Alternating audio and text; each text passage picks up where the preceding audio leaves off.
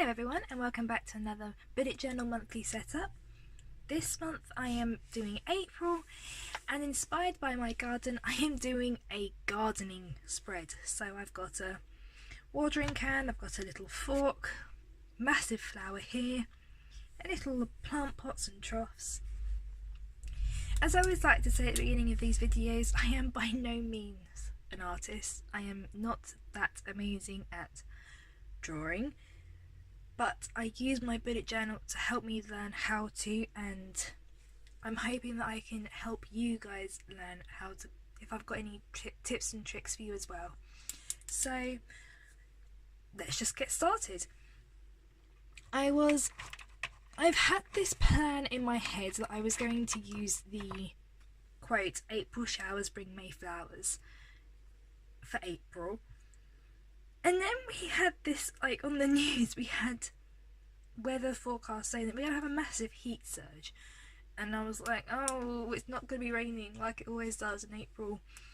And that's where the whole gardening theme turned out, because I was like, no, showers can be from any water source, just like a watering can. And we've been recently doing up our garden. So why not? Let's keep it like this. And let's get stuck in. So, as usual, I'm just going to go over my words, starting off with my main page.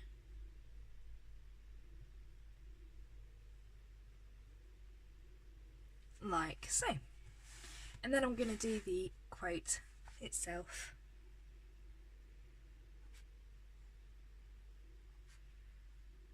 I have loved this kit ever since I got a kit last April from the Plump Planner, which had this quote on it. And I don't know why, it's just stuck with me, I guess. Kind of resonated. I'm not sure why. But it's kind of like one of those quotes, it doesn't matter how bad your day may have gone, tomorrow is a brand new day, and you need rain in order to make something else grow. So it's an all-round nice quote, isn't it, that can be, anyone really can, I guess, enjoy and use in their lives. So that is so far what I have done. So I've just done the quote and the main page. Oh, and by the way, if you did watch my Monday plan with me, yes, I have got the same jacket on. I have filmed these two videos back to back, but you're not seeing that, you're seeing it 4 days later. So yes, all I think I'm going to do now is just outline everything else and then get things coloured in. So I know last time I said to you, I showed you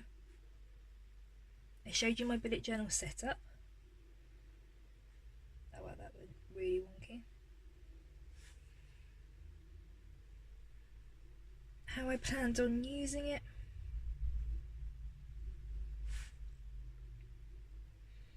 Pretty much, yeah, like how I use it to get through my day.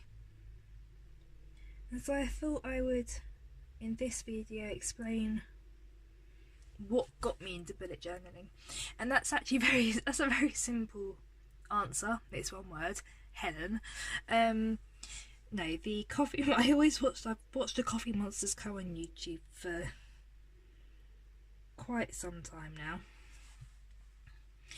And her handwriting. I know I've said this in one of my previous videos, but seriously guys, if you've not seen the Coffee Monsters Co and her videos, honestly you really should check out her channel, because her handwriting is just, it's to die for, honestly.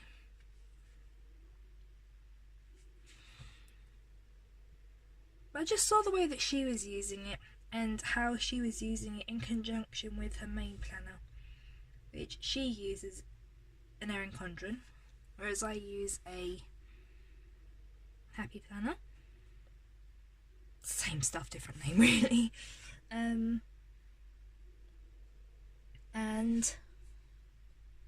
I just thought, you know what, I could actually probably I could do the same. I just like having something which can be used as a scrapbook, and then something which I can just get, you know, down and dirty with, scribble if I need to, rub out if I want, not fear that I'm going to mess something up. Just essentially just a notebook that I can write down my to-do lists in without having to go into too much detail. Just, this is what I've got to do, when I've got to do it by. So that is the reasoning behind my bullet journal. Okay, so now I'm on to the fiddly bits. For anyone who doesn't know, I'm using the Tri Plus broadliner. You can pretty much get these pens anywhere. They are 0.8mm, which for outlining things like this is fine, but honestly I would probably go for a thinner pen normally.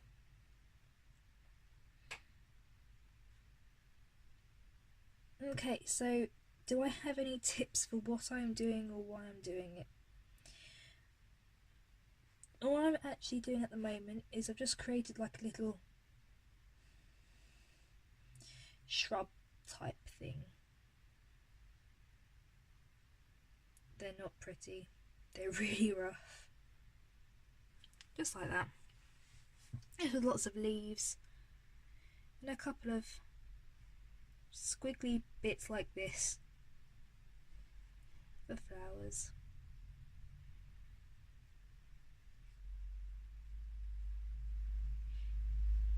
Because what I have noticed with other people drawing, and actually to talk about this, one person who does do that a lot is Amanda Rachley.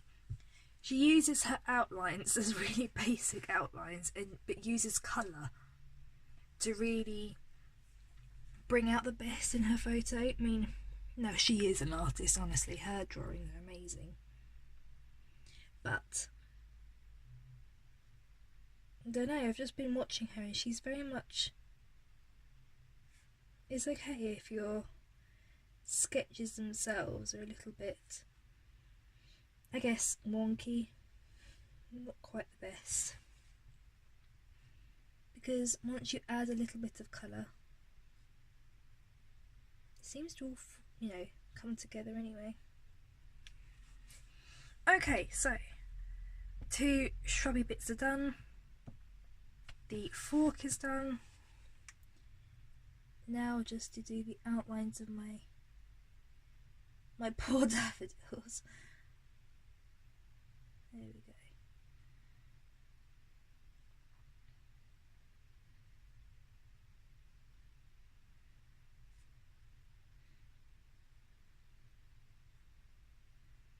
I'm having to really concentrate on this bit because they're such delicate little flowers, aren't they? I don't want to wreck them.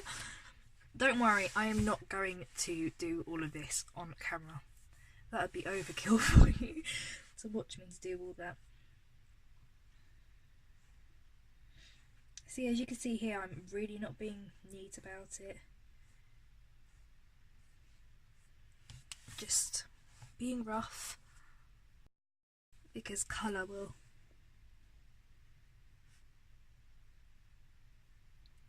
help make it pop. Just realised you can probably see my hair. Sorry about that.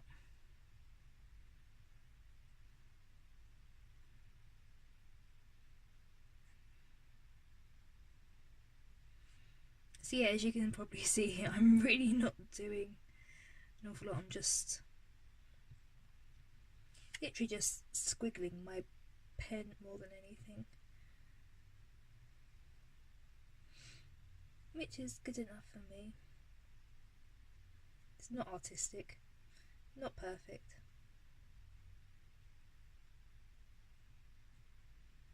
There we go. But it looks messy and it looks a little bit like a plant. That's kind of what I'm going with. Okay, so the colours that I have chosen this month: yellow, because it's spring now, so why not bring out all the bright colours. This peachy colour, I don't have a light brown, which I was planning on using for the trough, so this is gonna have to do. Yeah, light green and a dark brown. So I reckon let's just get started. I have brought out a yellow colouring pencil because this is going to be a daisy. I won't lie, the reason I chose a daisy is because I already have to draw outlines for all of these. The last thing I want to do is start changing my colours for each single petal and colouring all of that in. Even if I just have one colour, that would be still a lot of colouring in. And this is really thick paper, but I don't want to push it. I don't want to, you know, make it go to the maximum. So I'm just going to let my paper have a breather. And I'm just going to use, I just have a wooden pencil. And again, I'm not going to be neat. Quite like the whole, I guess, it's almost like handmade look, isn't it? If there's anyone out there who really would like, who wanted that to be perfect, I am sorry. But I'm trying to go for the whole chic.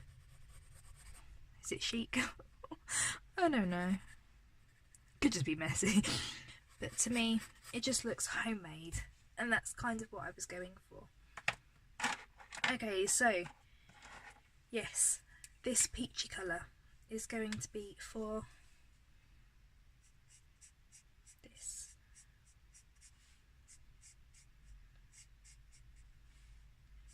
Which I'm going to use the dark brown just to put in a couple of lines that you would often see on wood anyway. Again, I'm not going to fill it in all the way, just going to do little strokes like this.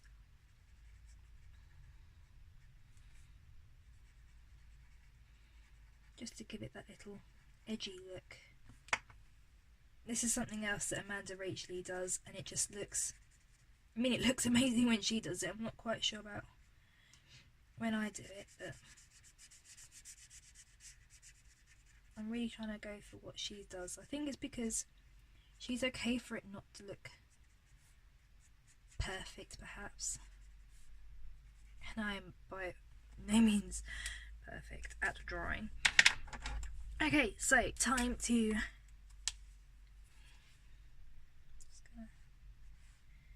add in some lines, as you would normally see on. See, the thing that I've done recently with my garden, with my husband, we've made a palette planter. Yes, that does sound pretty fancy, doesn't it? Yes, just any old 2 pallets. If you have massive deliveries, you may, you know, receive them on a pallet anyway. But yeah, it's, I don't know, or perhaps you've got a local shop that perhaps you're friends with. I don't know where you get pallets from, but yeah, get 2 pallets. One goes horizontally. Actually, you can see it from like that. One goes horizontally, one goes vertically. Put tarpaulin around, and boom, you've got yourself a little planter, which is really, really cool. So, oh, I've just coloured in a flower. Oh, the flower. That's a point. I haven't got colour out for the flowers. What colour should she go for, guys? And I've just remembered, you can't hear me. Well, you can hear me, but you can't answer. Okay, just gonna green watering can. Yeah, what's this all about? That all watering cans are green. Green or black? I mean, I won't lie, actually, I have got a pink watering can. I mean, it's not technically mine, it's my mum's. She is the biggest lover of pink around, honestly. But yeah, if you go to, like, say Wilkinson's or something, Asda, they're always green. Is it because green is just like a natural colour? Or perhaps I'm overthinking this, I don't know. But yeah. And yeah, as you can see, I've not tried to make this fancy or anything. It's just a standard box with a hole in it, really, isn't it? It's essentially what... Or I could actually use yellow. That would make sense, wouldn't it? I'll use yellow for the flowers. There we go.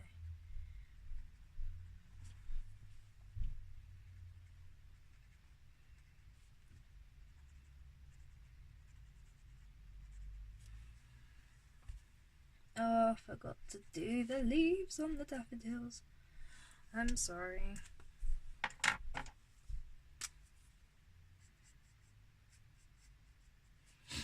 Okay. There we go. Right, so I'm just going to turn the camera off quick.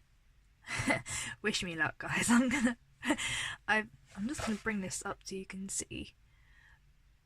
I don't know why I did that to myself. That is a lot of detail for me.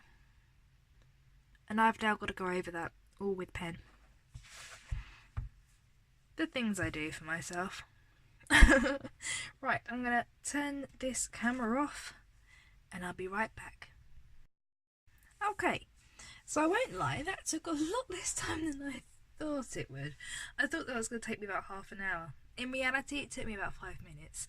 So, I actually probably could have done that on camera. But I didn't want to bore you, and that did require a lot of concentration. So, this is what this spread now looks like.